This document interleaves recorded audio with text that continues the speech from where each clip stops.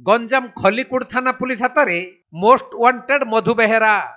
तेबे मधु बेहेरा नाम खलिकोट थाना रे हत्या हत्या उद्यम डकायती राहाजानी और बोमिंग भली 17टी केस रही बेले राज्यर विभिन्न थाना रे एकाधिक मामला मध्य रही।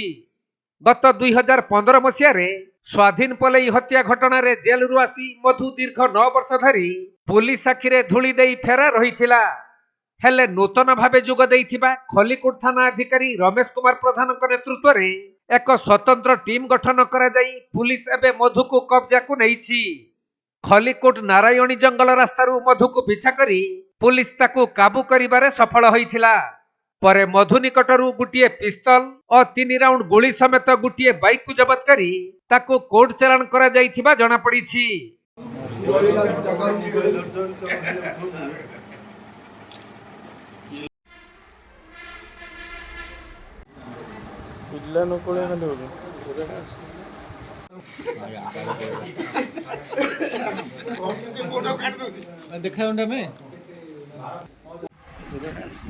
गंजाम जिल्लारू अजित कुमार पट्टनायक रिपोर्ट कोणार्क लाइव।